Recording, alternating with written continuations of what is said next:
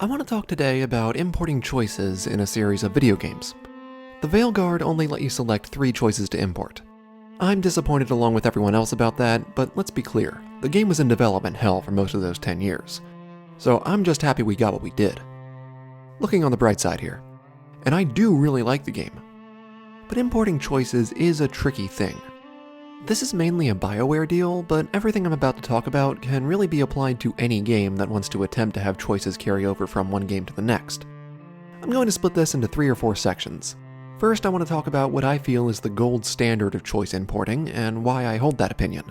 That game is Dragon Age Inquisition. Then we'll talk about the other major Bioware series, Mass Effect. Mass Effect was a narratively linear progression centering on Shepard, so choice and consequence was easier to track. Each Dragon Age has new stories and protagonists in the same universe, making choice and consequence much less linear. And after that, we'll get into the Veilguard and some general thoughts there. Then I might make a video of just choice in games, and that I can spread to many more RPGs. I got a lot of videos I want to make.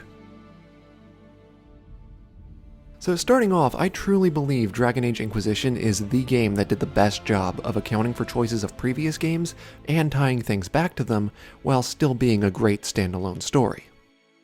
That's not to say there aren't still problems, it's certainly not perfect, but we'll talk about what worked, how it worked, and why. Having to go through the keep was kinda tedious, but I'm talking about how they wrote the game itself. It's 10 years removed from Origins, and we don't actually interact with many of the same groups we did in that game, like the Ferelden Dalish or werewolves, the Dwarves of Orzammar, etc. Everyone else, like the Disciples of Andraste, are just kinda mentioned in passing. Most of our old companions have moved on too. The rest of the game in our lay is pretty much totally removed from the Origins choices, and even the DA2 choices, what few there really were. However, they sprinkle in some details that connect them. Liliana has just a few lines of dialogue if she has a romance with the Warden, or had her head removed from her body, but otherwise it's pretty much all the same. Character development and plot progression, yeah, it's honestly just a few changes in dialogue. But honestly, that goes a long way towards helping to immerse players, and giving them the satisfaction that what they did affected these people. Like Dagna, which I thought was a brilliant old connection to bring. Varric has some dialogue changes depending on DA2 choices, then there's the Larias or Janica deal in his personal quest. Cullen talks about what happened at Ferelden's Circle and with Meredith, but none of that affects how the story plays out. It's all in the characters, and that's something I'll come back to. So this beautifully ties together because you don't need to have played the previous games to know what's going on, but if you did, it's a great bonus to hear what your previous heroes did matter to these people. And it's delivered in a perfectly natural way most of the time, unlike... well, we'll get to that later. And that's a point that matters to Veilguard. They include some stuff that references things in the past or in the books, stuff that's canon no matter what choices you made, and while that helps a little at making the world feel connected, Inquisition nailed it with having these tiny variations. That's the thing. Tiny variations go a long way. I mean, it's all an illusion anyway. I mean, games are arguably at their core illusions. What breaks immersion is when you see the seams holding it together, like awkward, stilted dialogue reminding you of previous games, or referencing other characters we've met but with none of the context for it to really matter. But when characters reference things that you personally had a hand in, yeah, that's the stuff right there. Now, I've mainly been talking about small points here, but there are much larger changes that happen to the game based on player choices, and I'll talk about that now. One of the biggest ones is the presence of Kieran. David Gator talked on social media about that recently, discussing the challenges with importing choices like this. When it comes to these enormous choices, I more or less agree with him. But choices like I talked about before, not so much. It's not a tremendous amount of work to have slight dialogue variations, and I'd argue it's a lot harder to write vague dialogue that dances around the choices than writing 2 or 3 variations on a few lines here and there. I guess he files this under flavor text, but I think that's a bit reductive. And character swaps, I'll talk about that in a second. Granted, he obviously has much more experience than me, and the choices he's mainly talking about are the big ones like the Dark Ritual. But I wanted to talk about that in some more detail to open up a discussion here. But anyway, back to Kieran. Kieran plays a minor but important role in the story, depending on a multitude of choices coming together. Yeah, this was probably super difficult to write in a satisfying way. And in some world states, he didn't even exist. I guess they were set on having Morgan as a major character, so they felt they couldn't get away with not showing him. With Kieran, it's not just swapping out a few lines of dialogue. You had to write fully different versions of scenes based on whether Kieran was even there, if he was an old god baby, and who drank from the Well of Sorrows, not to mention the time they spent modeling and voicing him. So yeah, a ton of work there. Keep that in mind. Let's talk about the other major thing in the game, and that's the Warden ally. It could be Alistair, Loghain, or Stroud. A lot changes here. Whole character models needed to be swapped out, very different dialogue written for each character's unique voice, paying the voice actors, obviously. As amazing as these things are, and that they even accomplish this, I dare say it wasn't necessary. They probably could have gotten away with just not including Loghain or Alistair, though the choice loses its impact then. I mean to say, there were other things they could have done.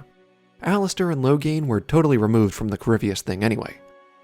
I mean, they could have come up with something else. Then again, since it was all the Southern Wardens hearing the calling, people would have questioned where they were, and... Actually, it's only just now occurring to me, but where were the Awakening Wardens? And actually, if they had made the Warden ally Nathaniel, that might have done the trick right there. Yeah, actually, I think that works well. Was recruiting Nathaniel a choice?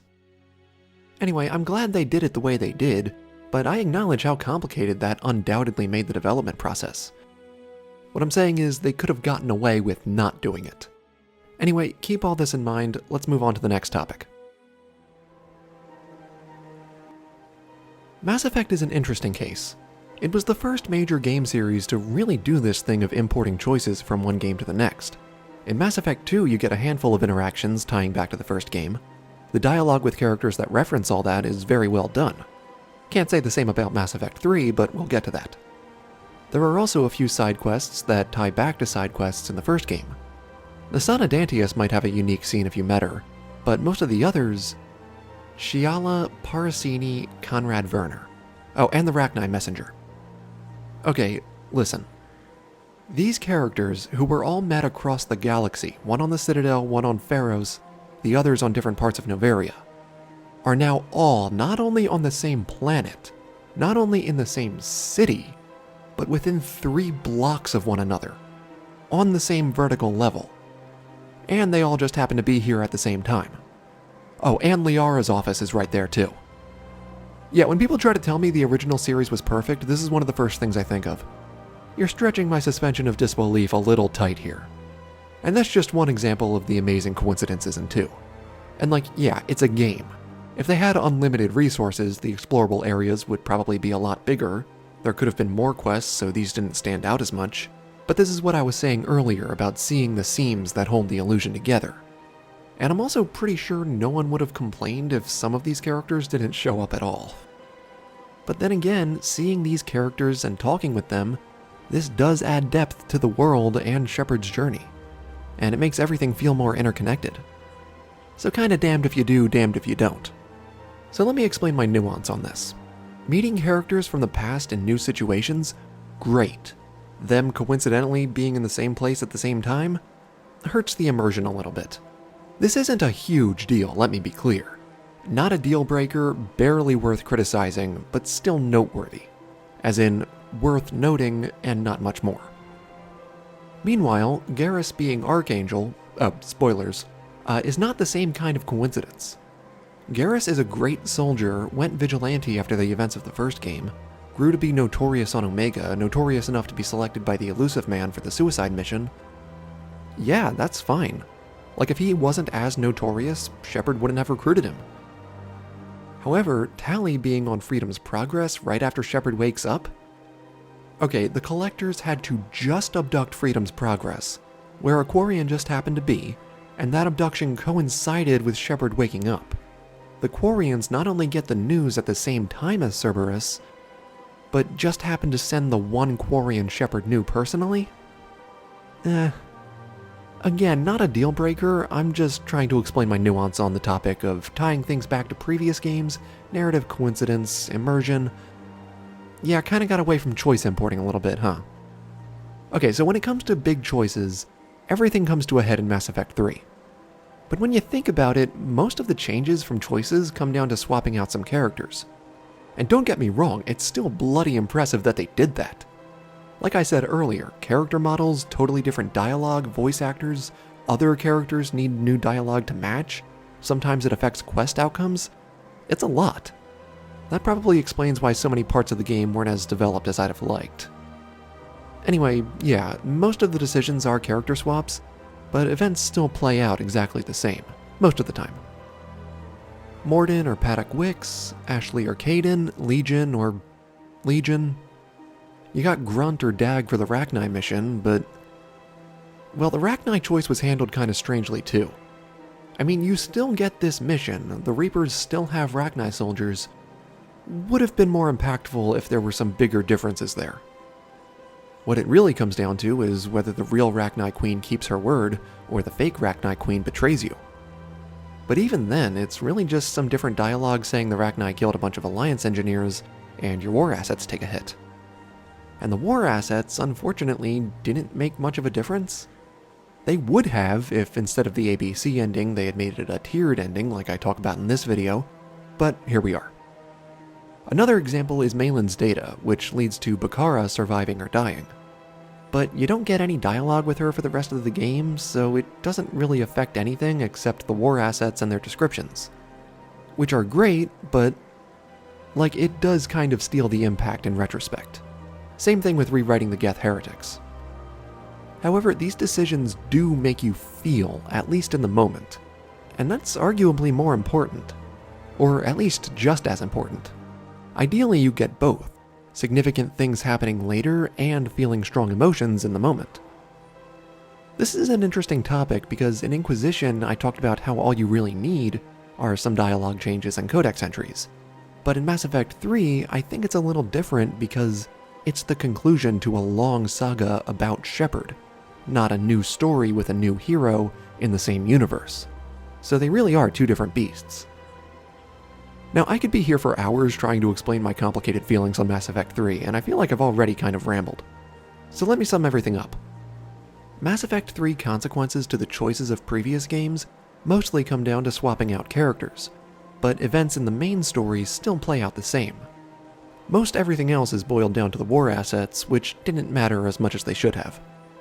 That's not to say there's anything wrong with doing it this way, but maybe if there was more content later, like additional conversations or emails, I don't know, that could have added a lot. And I'm not counting, like Rex showing up in the DLC, because, you know, that's DLC. Some other minor choices do get mentioned in emails, like Cal Rieger and Aresh from Jack's loyalty mission. Yeah, this is bittersweet. Glad they're acknowledged, would have liked more, but happy with what we got, sad about what happens to them. And while I'm talking about Mass Effect 3, okay, I have to talk about the dialogue that references past games. I ask Grunt how he went from being new and unproven to leading the best company of Krogan there is. He says, "Thanks to you, I completed my rite of passage on Tuchanka and became part of Clan Urdnot." I know. I was there. I ask him about the Rachni here, and he says, "Everyone thought they were dead, defeated by the Krogan. You proved that wrong." I know. I was there. The game is filled with dialogue like this, and it stands out like a sore thumb. And finally, here's where I say, as David Gator explained that accounting for choices like Kieran is a ton of work, that pales in comparison to trying to account for the choices moving forward from Mass Effect 3. That's exactly the reason I don't want to return to the Milky Way. Even ignoring the endings, the decisions were too big. The Rachni, the Krogan, the Geth, the Quarians, any or all of them might be extinct. Or depending on who's ruling the Krogan, there may be peace or they may be at war. Writing around all of that is not really feasible.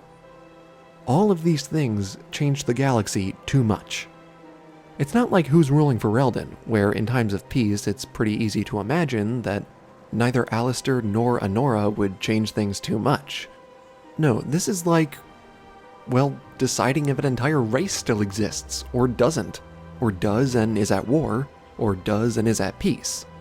All depending on a multitude of factors. I would love to be proven wrong, believe me. But that's enough. Now let's get into Veilguard stuff. I don't want to spend too long on this, and let me make this clear. I like the game, a lot. I do think there were some missed opportunities, and the rough dev cycle really does show in places, but I don't want this to come across like complaining. I want to talk about some missed opportunities so that Dragon Age and other narrative-driven RPGs with a choice system can hopefully learn from them and improve in the future. Not that I'm banking on them watching this video, but I want to talk about it anyway in a constructive way. It's important to have these kinds of discussions. And this is going to be strictly about choices and tying things back to previous games, because those previous games are the biggest aspect of the setting of Thedas. As we established in the Inquisition segment, for the vast majority of choices, you really don't need to do very much. You write the core dialogue, then make edits as needed based on choices, and a few possible codex entries or war table operations. Boom, that's all you need, if even that. But as we also established, huge decisions can be a ton of work, and may not be realistic to expect developers to include. So what I think it comes down to is small choices that affect certain characters, good. Like who was romanced, if you executed certain characters, if you completed a side quest or not. That's not a big problem. Big choices, like who's a king and whether an entire group of people is wiped out, yeah, that could be a problem. But with the Dragon Age method of new stories in the same universe, it can usually be reduced down to some codex entries or random dialogue. Harder to get away with in Mass Effect, specifically the Milky Way saga, given the sheer scale of the choices. Andromeda had a better setup for that sort of thing. So what could Veilguard have done? Some argued that since Northern Thedas is so removed from the South, it makes sense that our choices didn't change much up there, just as we heard very little about the North in previous games. I kind of agree, but not entirely. Certain characters definitely had roles to play up here. And to the game's credit, they did try to include some references to the wider universe with some things that are canon regardless of choices, like these notes in Weishaupt. And while that's nice, it really doesn't hit as well as references to things we actually did, like Inquisition had. This works fine in other games, referencing books and stuff, but for a series built on choices, it leaves a lot to be desired. Let me give you an example. If you're an elf, Isabella may mention Merrill.